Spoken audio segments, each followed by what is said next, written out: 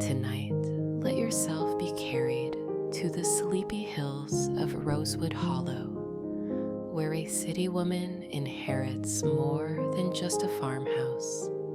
She uncovers a box of unsent letters and the quiet love story they kept hidden. This is Letters in the Attic. So nestle into your blankets, let the candlelight glow in your mind, and listen closely.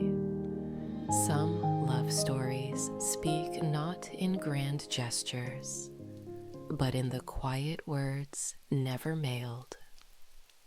Chapter 1. The Arrival. The hills rolled like soft waves under a blanket of mist as Evelyn Moore guided her rental car down the winding 2-lane road. Morning sunlight filtered through the trees, dappling the cracked asphalt and dancing across the hood of the car. The scent of pine and damp earth crept in through the cracked window, mingling with the faint smell of leather seats and the strong, familiar aroma of black coffee resting in her cup holder. It had been nearly 20 years since she'd set foot in Rosewood Hollow. The town sign came into view around a bend, a wooden plaque, weathered and chipped at the edges, with cheerful hand-painted lettering, "Welcome to Rosewood Hollow, where roots run deep." Below it, a smaller sign, swayed gently on a rusted chain.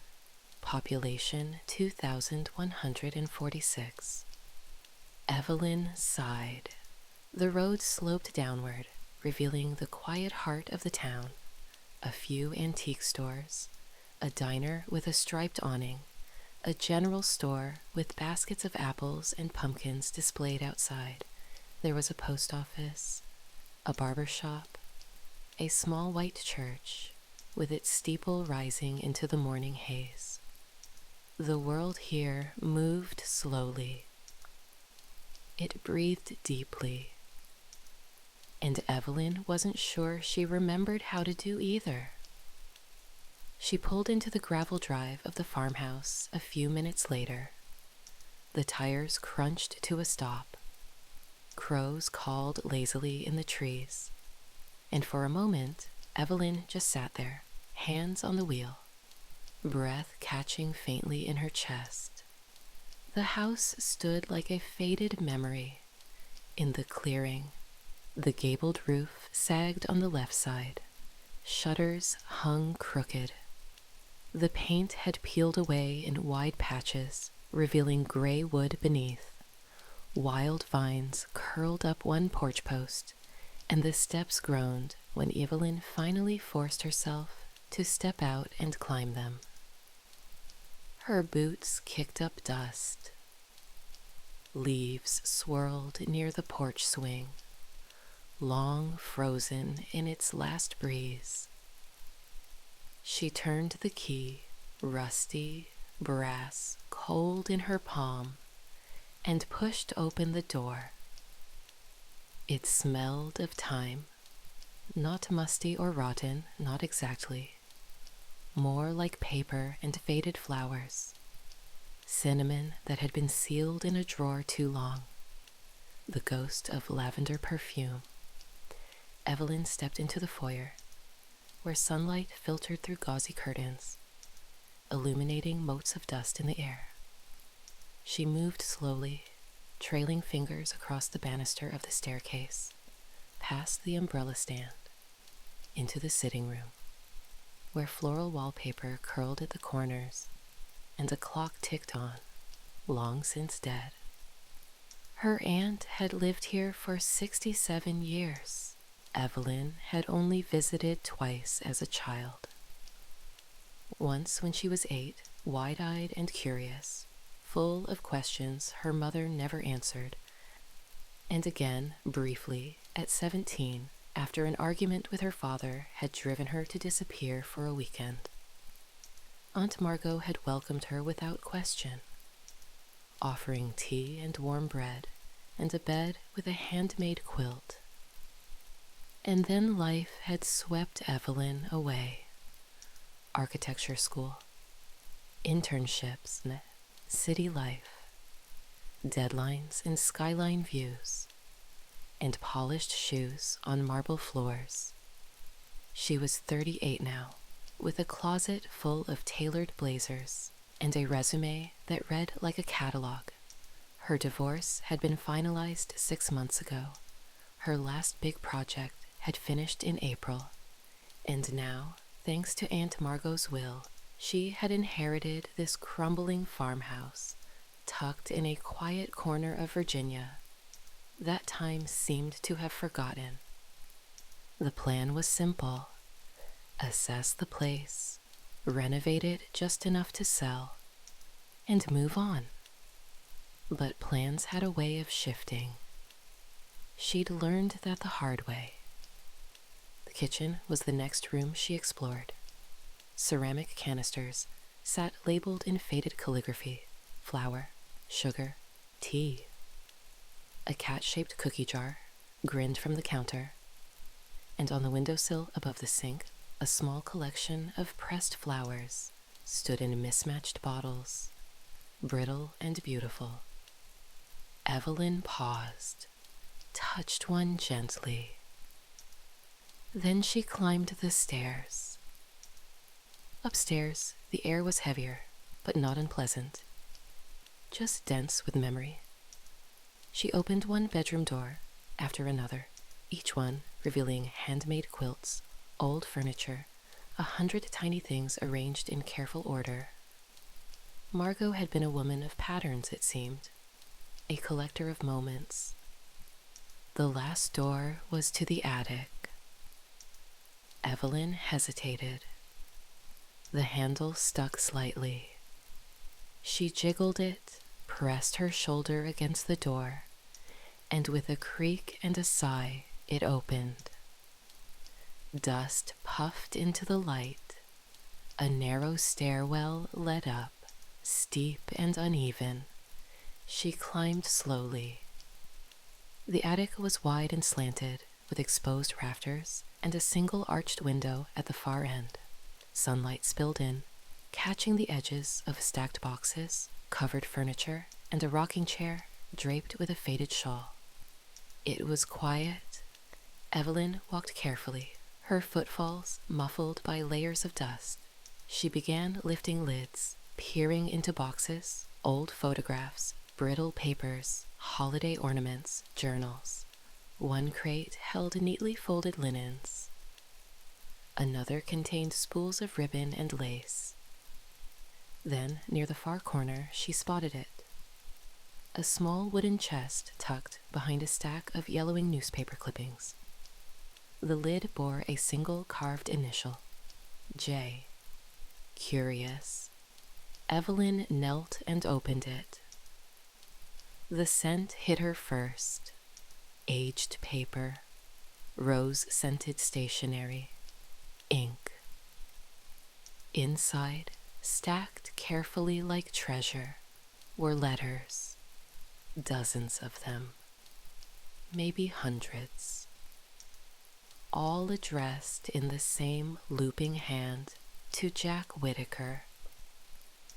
Rosewood Hollow, Sheriff's Department, personal, not to be mailed. Evelyn's breath caught. She pulled out one envelope, then another. The dates spanned decades.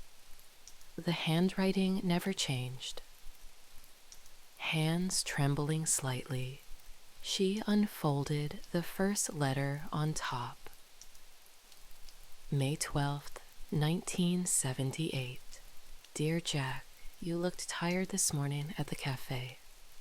I wanted to ask if you're sleeping all right, but I was afraid you'd brush it off like always. You never did learn how to accept concern, did you? You carry everything so close to your chest. I noticed you drank your coffee without cream again. You always do that when you're troubled. I wish I had the courage to say these things aloud. but it's easier here in the quiet of this room, with only the cats to overhear me. I think of you more often than I should. I hope that's not a sin. Yours, Ems Everthy. Evelyn exhaled slowly. She read another. October 4th, 1981. Dear Jack, it rained all morning, and I thought of the time you offered me your coat after the Founders' Day parade. You were soaked to the bone. We laughed all the way to my porch. You looked younger then, so did I.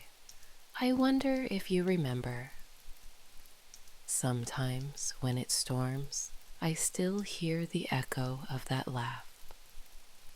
Yours, M. The paper fluttered in her lap. She stared at it, stunned. Sheriff Jack Whitaker. She remembered him, vaguely. Tall, serious, always in uniform when they visited town. A quiet presence. She'd thought he looked like one of the old cowboys from her childhood storybooks, rugged and unreadable.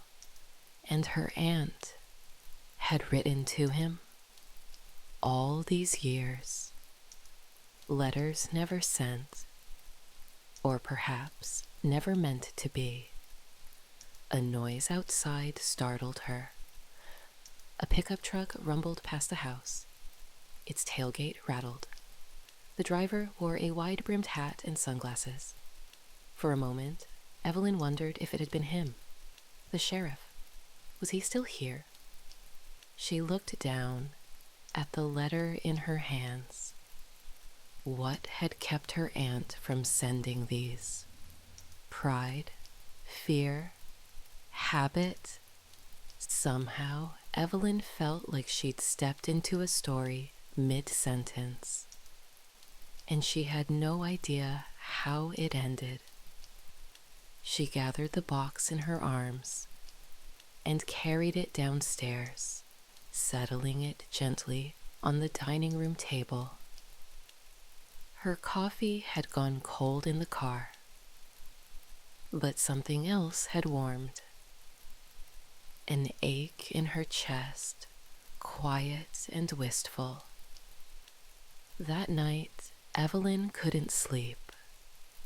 She lay beneath one of her aunt's hand-stitched quilts, listening to the breeze rattle the windows, the creak of the house settling, the soft murmur of trees outside. The letters had stirred something, not just curiosity, but tenderness. She'd seen enough to know love took many shapes, loud, reckless, temporary, or quiet, steady, unspoken. But this was something different. It was devotion in silence, the kind of love that whispered instead of shouted.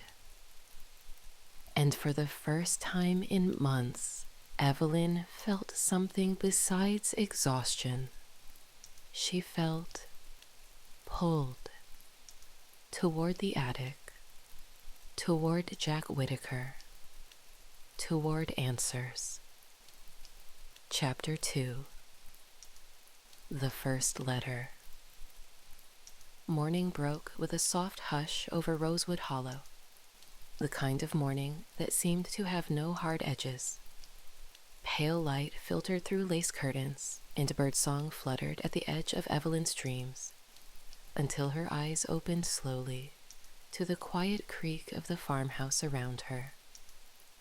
She sat up, stretching beneath the weight of the quilt, and reached for her phone by instinct, but there was no signal, no emails, no alerts, just the stillness of country air and a day untouched by deadlines. And a wooden box of letters downstairs calling to her like a pulse. She made coffee first, strong, a little bitter. Her aunt's old French press had taken a minute to figure out, but there was something soothing about waiting for it to brew, about standing barefoot in the cool kitchen watching steam rise as the morning warmed outside. The box was exactly where she'd left it, in the center of the dining room table. She sat down and rested her fingertips on the worn lid. "All right, Margot," she whispered aloud. "Let's see where you want this to go." She picked one letter, not the oldest, not the newest, but one somewhere in the middle. The envelope was yellowed, the paper inside smooth and delicate. June 7th, 1989. Dear Jack, today the lilacs bloomed beside the porch steps. You once told me they reminded you of your mother, how she used to put them in mason jars on the windowsill every spring. I thought of you when I saw them this morning, sunlight hitting them just so. Sometimes I wonder what would have happened if I'd said yes to that dance at the town social all those years ago. If maybe we would have sat on this porch together every night since then. If you'd have learned to love the silence the way I have. But I suppose some paths get swallowed by the woods. Still, the lilacs bloom. I hope you're well. Yours always, Ems. Evelyn blinked. Her eyes felt warm. She couldn't explain the feeling, like she was intruding on something sacred and yet being quietly invited into it. There was longing here, yes, but also strength, resignation, a kind of peace that didn't come from getting everything you wanted, but from making a life with what was given. She stared at the letter a long time before folding it neatly and tucking it back in. A thought pressed into her chest. What if she brought one to him? Just one. Surely he deserved to know. The sheriff's office sat across from the post office in the heart of Rosewood Hollow. It wasn't much, a brick building with ivy climbing up one side, a flagpole out front, and a bench under a hickory tree that looked like it had seen a lot of things, 100 small-town conversations. Evelyn stood on the sidewalk across the street, heart stuttering in her chest. She could still turn around. She could put the letter back and forget all of this. But something deeper held her still. So she crossed the street. Inside, the air was cool. The scent of old leather, paper, and coffee lingered in the corners. A young deputy sat behind a desk, scribbling in a notepad. He looked up as the door closed behind her. "Morning, ma'am. Can I help you?" Evelyn cleared her throat. "Is Sheriff Whitaker in?" The deputy smiled faintly. "You caught him on the right side of noon. He's back in his office. Name?" Evelyn Moore. Something flickered in the deputy's eyes. Recognition? Curiosity? But he simply nodded and rose from his chair. Hang tight. A few moments later, the door to the back office opened, and there he was, Jack Whitaker. He looked older than she remembered, but not smaller. Still tall, broad in the shoulders, a quiet steadiness in the way he stood. His hair had gone more silver than gray, and the lines around his eyes weren't sharp but soft, as if they'd been etched by years of watching the world too carefully. "Miss Moore," he said, stepping forward. His voice was low, calm. "I heard you were back in town." Evelyn swallowed. "You did?" In a town like this, News travels faster than the mail truck. He nodded toward a side door.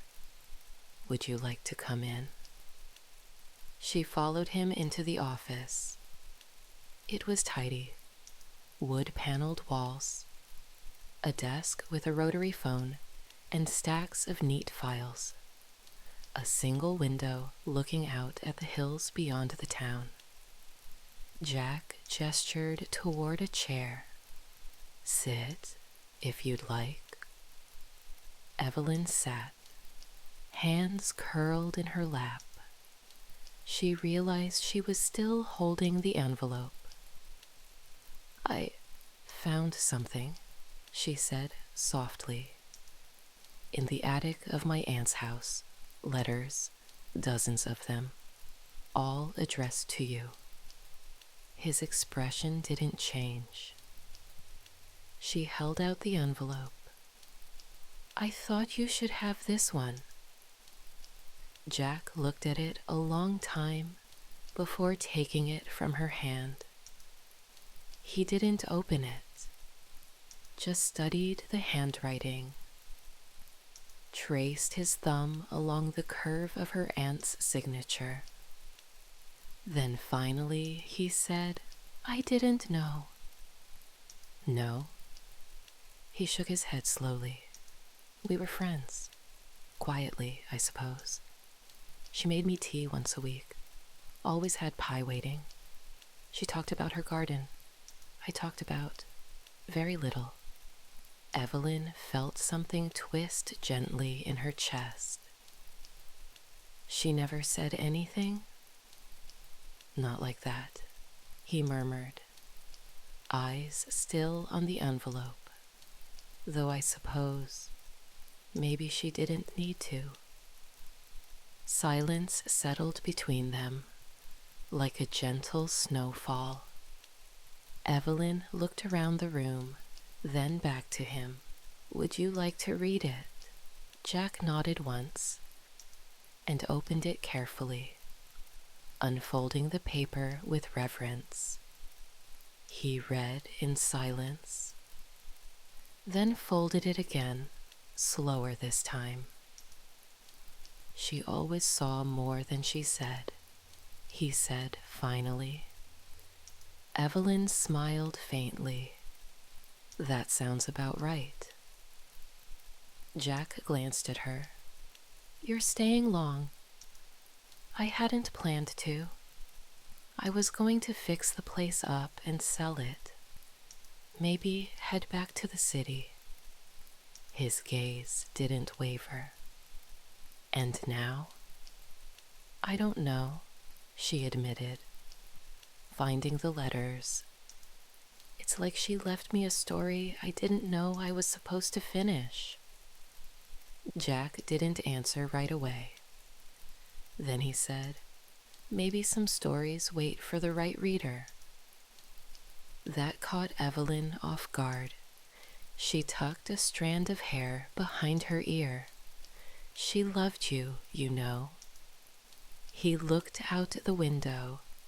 I think I always wondered, but wondering felt safer than knowing. Evelyn's heart ached for him, for her aunt, for all the quiet things people never say. Later that afternoon, Evelyn wandered the town. She walked past the diner, where the bell over the door chimed sweetly each time someone entered, past the flower shop, where a chalkboard sign read lavender bunches, $3, past the barber shop, with its red and white pole spinning lazily. Everywhere she went, she was greeted with soft hellos, gentle smiles, and curious glances. It wasn't overwhelming. It was comforting.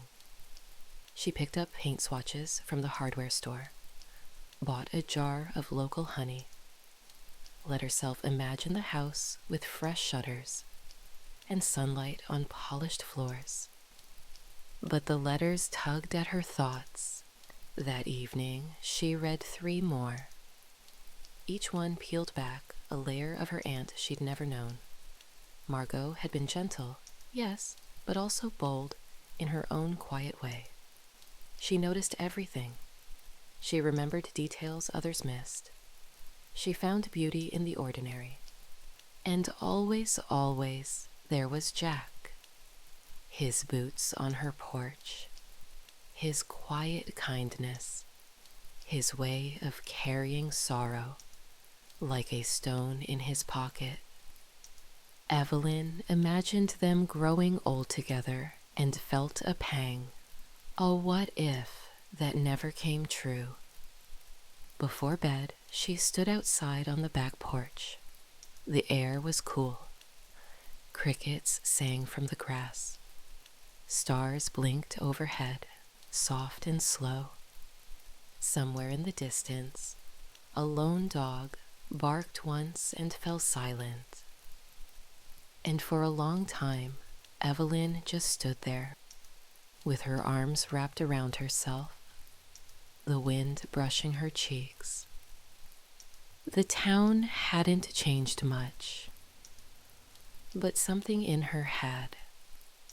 A gentle shift, like lilacs blooming again after long winter. Chapter 3. Woven into the walls. Evelyn woke to birdsong and the scent of lilacs drifting through an open window. For a moment, she forgot where she was. The quilt, the breeze, the distant sound of a tractor. It all felt like the edges of a dream.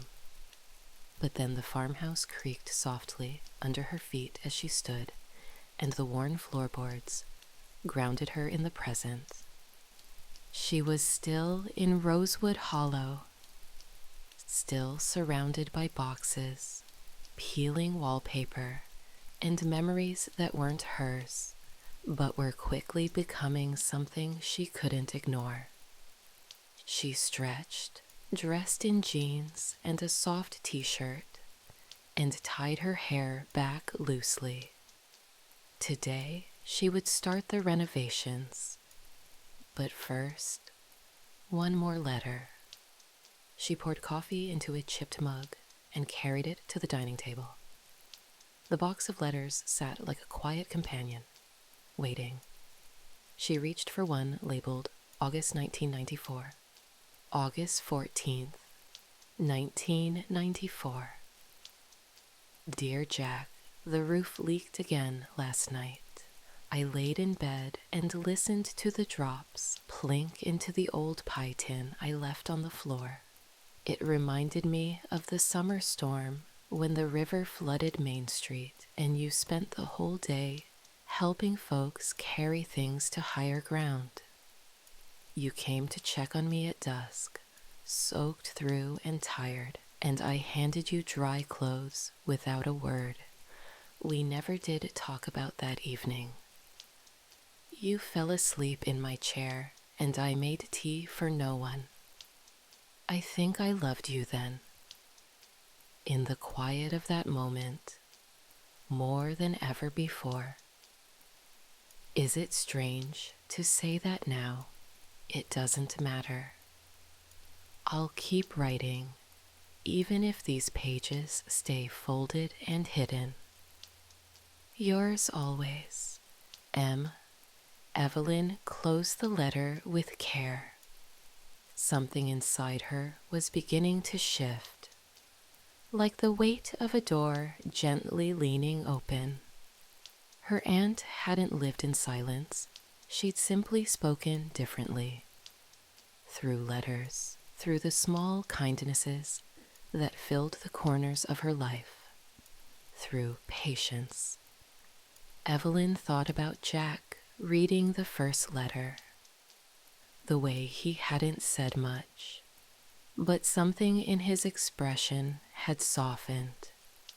Maybe it wasn't too late for either of them to understand what had gone unsaid.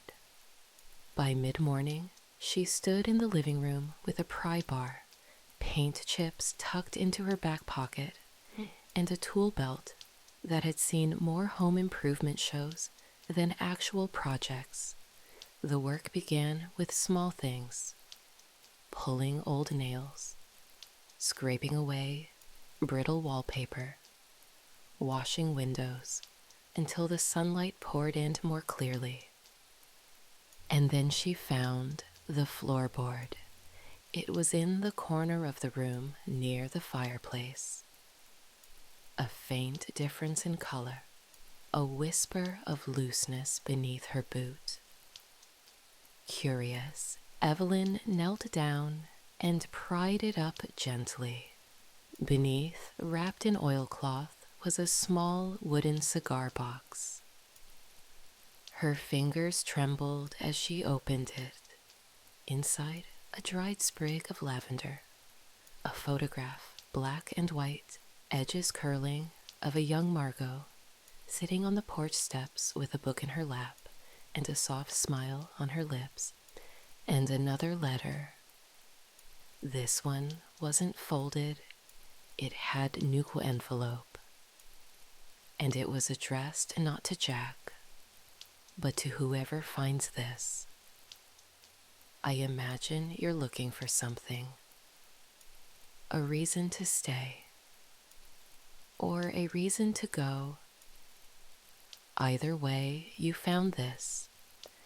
And so perhaps that's reason enough. I loved someone my whole life, and I never told him the way I meant to. Not fully, but I tried in my own way. I wrote letters because my voice felt too small in the presence of his quiet strength. He was the kind of man who made you feel seen, even when he barely said a word. Maybe you know someone like that. Maybe you are someone like that. If you're reading this, I hope you're braver than I was. I hope you say the thing. The world has enough silence already. Evelyn closed the box with both hands, her chest heavy with something both sweet and sorrowful. She sat on the floor for a long while, the sunlight warming her knees, the scent of dust and lavender curling around her like a memory. This house wasn't just a shell to renovate. It was a story. One she was becoming part of. That afternoon, she drove to the hardware store again, and to her own surprise, found herself walking next door to the sheriff's office. Jack was on the front bench, a cup of coffee in his hand, his Stetson resting beside him. He looked up when she approached. "Afternoon?" "Afternoon," she echoed, tucking her hands into her back pockets. "Mind some company?" He gestured to the space beside him, and she sat.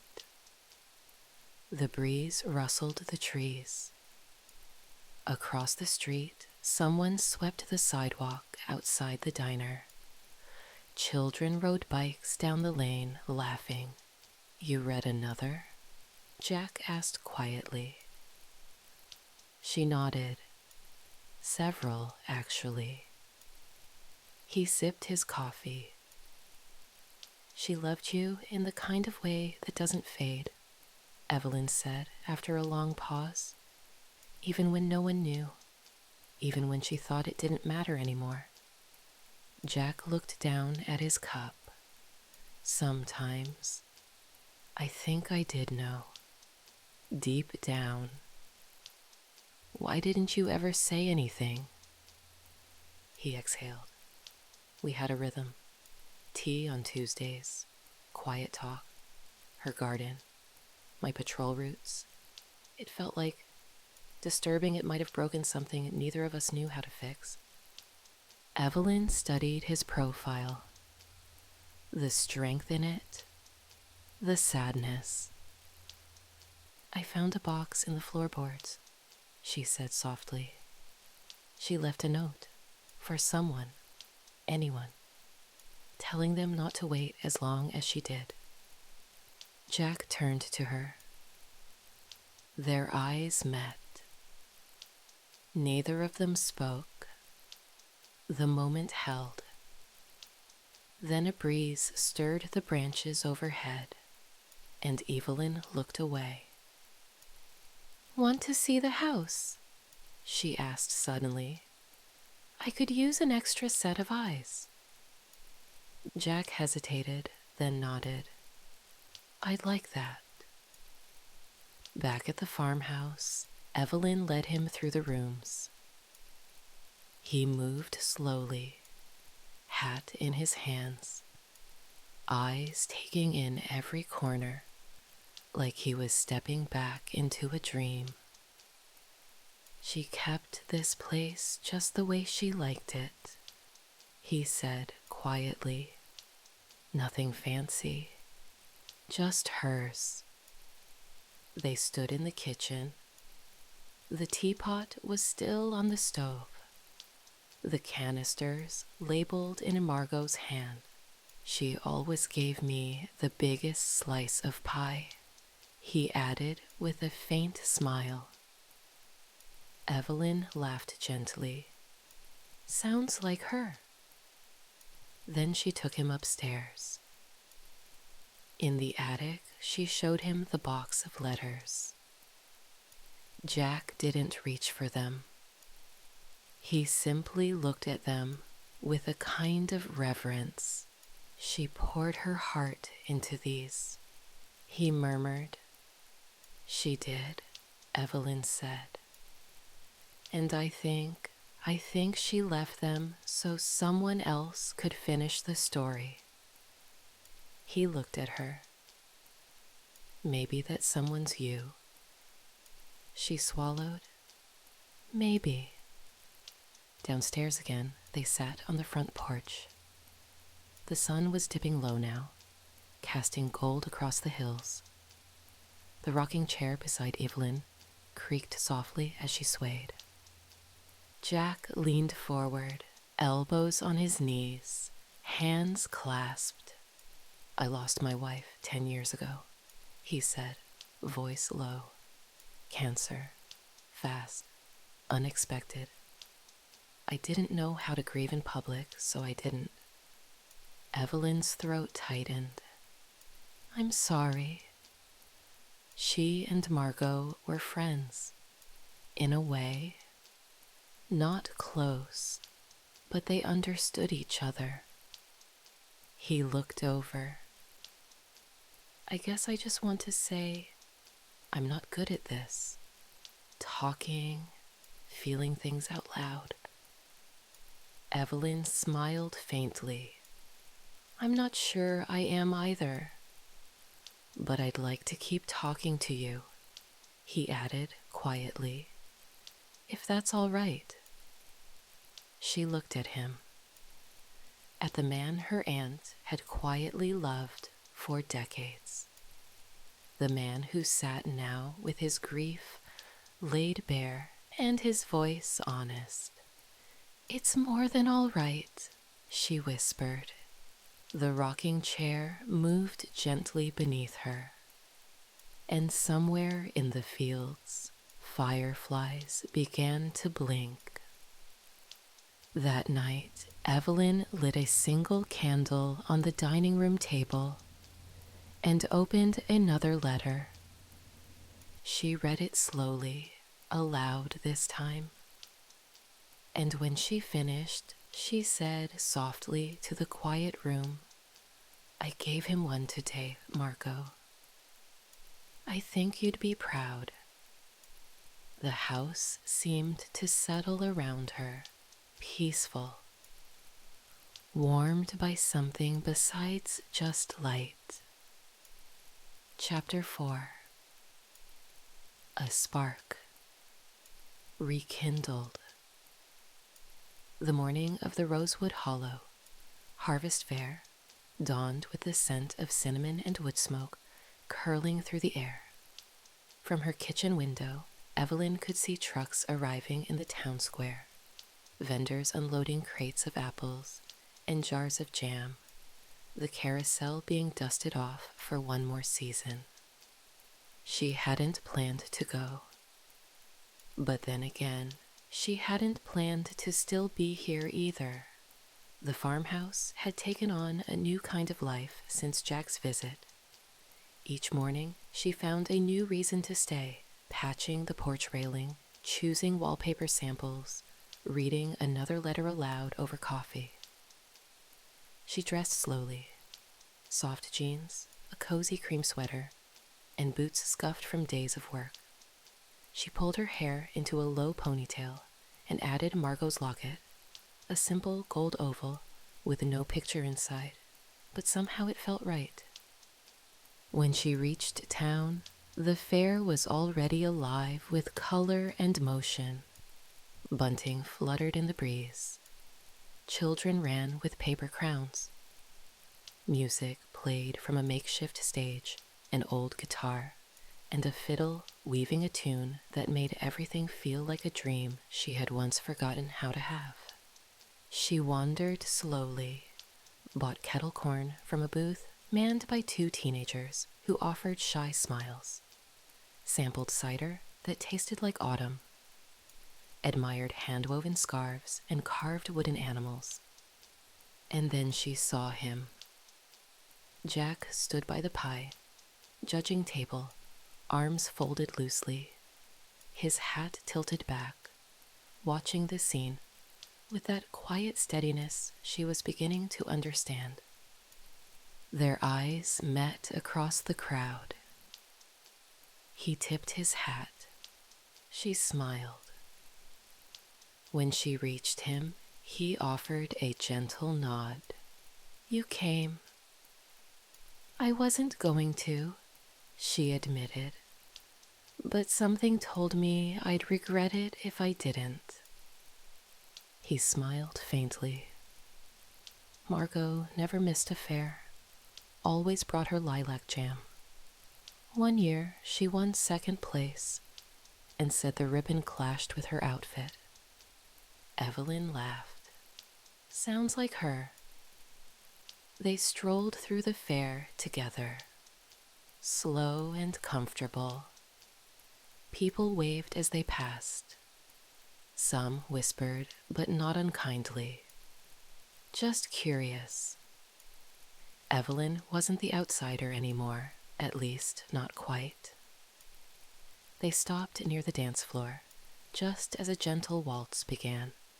Couples swayed beneath strands of string lights.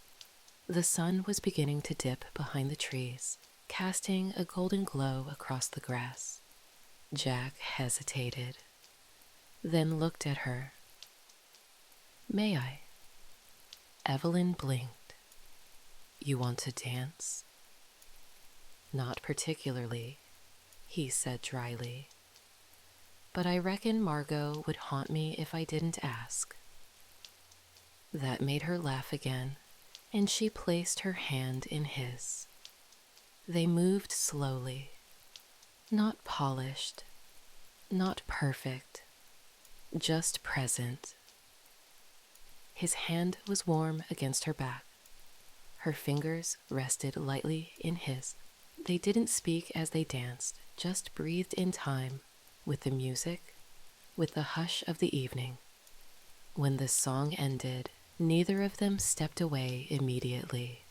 Evelyn's heart beat gently in her chest, not racing, not panicked, just alive. "Do you want to come back to the house?" she asked softly. Jack studied her face. "You sure?" She nodded. "I think there's one more letter you need to read." They sattest on the front porch as twilight deepened, the letter between them unopened. It was the last one in the box, dated just 2 months before Margot's passing. Jack opened it carefully. February 9th, 2023. "Dear Jack, I suppose I always thought I had more time. We all do, don't we?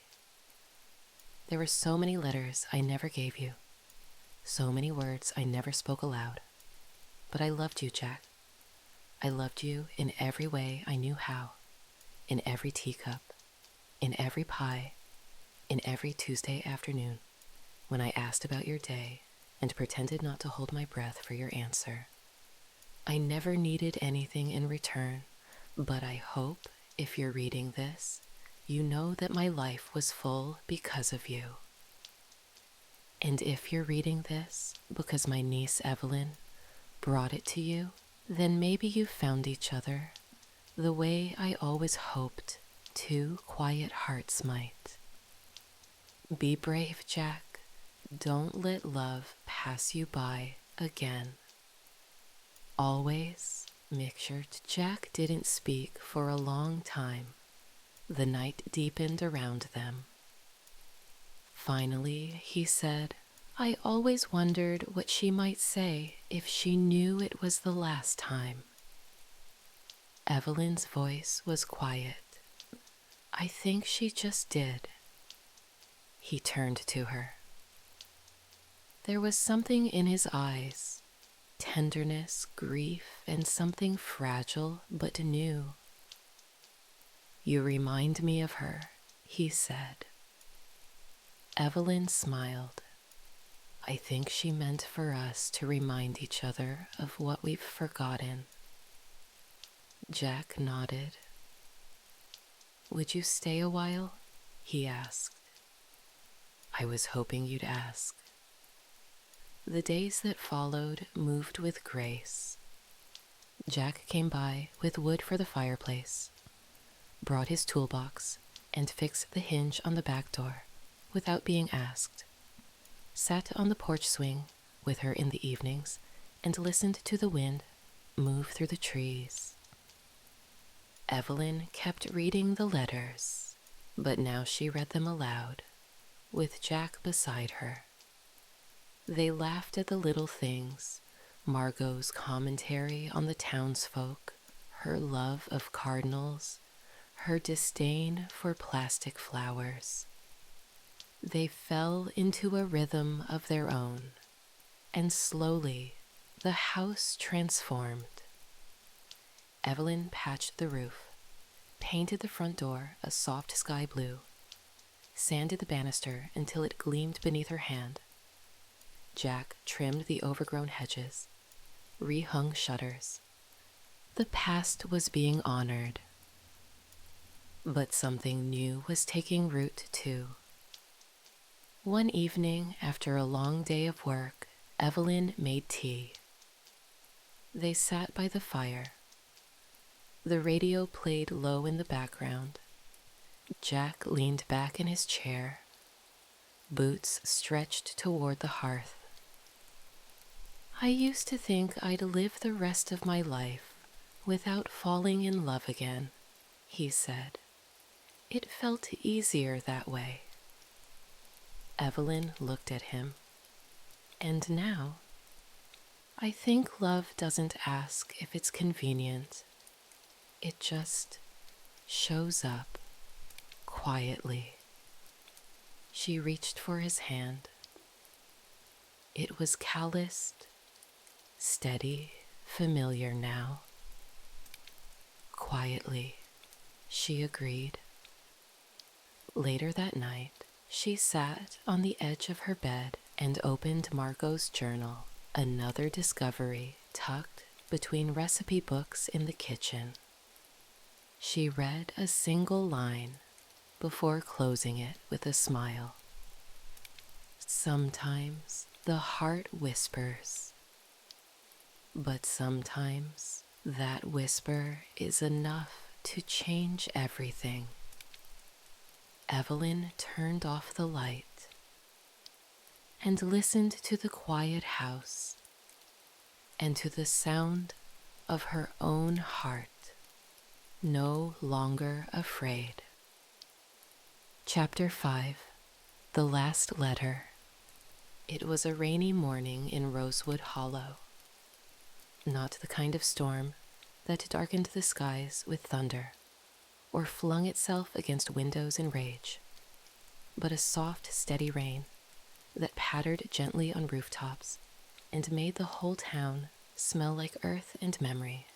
Evelyn stood at the edge of the wraparound porch, steaming mug in hand, watching droplets slip from the gutter like pearls.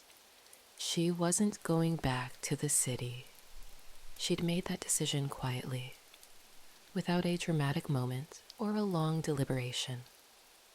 It had come to her one morning as she folded one of her aunt's quilts and realized she liked the way the farmhouse felt now. Half old, half new, all her. The renovations were nearly complete. The walls were freshly painted, the floors gleamed, and the porch swing creaked again with purpose. But it wasn't the changes that kept her here. It was the quiet, the letters, and Jack. He was due to arrive soon. They were heading to the cemetery together to place flowers by Margot's resting place. Evelyn had bundled lavender and wild daisies into a ribboned bouquet earlier that morning. In her pocket rested a final letter. Not one from Margot. This one was hers. They walked side by side, down the path that wound between old oak trees and lichen-dusted stones. Evelyn wore a long wool coat, the letter still pressed to her heart. Jack carried the flowers in one hand, his other brushing lightly against hers from time to time. They stopped at the headstone. It was simple. Margot Elaine Moore, 1923 to 2023. The quietest love still speaks. Evelyn laid the flowers at the base of the stone. Neither of them spoke for a while. The rain had stopped. Birdsong resumed in the distance, tentative and sweet. I think she knew exactly what she was doing, Evelyn said softly. Jack glanced over. Leaving you the house? Leaving me the letters. He nodded. She was always good at planting seeds. Evelyn smiled faintly, even if they took years to bloom. Then slowly she reached into her coat pocket and pulled out her own letter. She knelt and placed it beside the bouquet, weighing it down with a smooth river stone. Jack watched her silently. When she stood, he asked, "What did it say?" Evelyn looked up at him, her voice steady. It said, "Thank you." His brows drew together gently. For the love she gave without asking for return, Evelyn continued. For teaching me that home isn't made of blueprints and beams. It's made of memories, of staying, of choosing love again even when it's quiet. Jack swallowed hard. His hand reached for hers, and this time he didn't let go. They walked back through the cemetery, the sun beginning to pierce through the clouds, lighting the world in gold. The following week, Evelyn hosted a small gathering at the farmhouse. Neighbors brought pies and casseroles. Children ran through the fields. Laughter bubbled from the porch swing. Someone strummed a guitar beneath the big hickory tree. Jack arrived with 2 chairs slung over his shoulder and a fresh pie from the diner, Margot's favorite, rhubarb and strawberry. Evelyn greeted him at the door, a quiet joy in her eyes. "Stay after?" she asked. He nodded. Wouldn't be anywhere else. That evening, the guests gone, and lanterns glowing low on the porch, Evelyn brought out one last unopened letter from the bottom of Margot's cedar chest. It had no address, only a single word on the front, begin. She and Jack sat beside each other as she opened it. Dear Evelyn, if you're reading this, then I've gone on ahead, and you stayed. Good. The world will ask you to hurry. It will convince you that love must shout, that life must rush, that anything quiet is forgettable. But I promise you, the most lasting things are often the softest. Let the attic keep your secrets. Let the walls remember your laughter. And let love find you, not all at once, but slowly, like tea steeping on a rainy day. I am so proud of you. Begin again, sweetheart, with love, Aunt Margot. Evelyn wiped a tear with the back of her hand. Jack didn't speak, just reached over and pulled her gently into his arms. They stayed that way as the crickets began to sing and the wind rustled the leaves on the old trees and the stars blinked awake one by one. The farmhouse didn't just survive, it thrived. Windows open, fresh paint glowing, the scent of lilac returning each spring. And in the attic, a box of letters remained. Margot's love, her story. And beside it, a new box, half full. Evelyn's handwriting on each envelope. Because some love stories don't end. They pass forward and grow quietly, like roots beneath the surface. Thank you for spending your evening with Moonlit Romantic. Tonight, we learned that the softest love stories often leave the deepest marks, written not in ink alone, but in presence, in patience, in porch swings, and quiet cups of tea. If Letters in the Attic touched your heart, please consider liking, subscribing, and sharing this moment with someone who still believes in slow love and second chances. Until next time, sleep softly, dream deeply, and remember, sometimes the words we never send are the ones that change everything.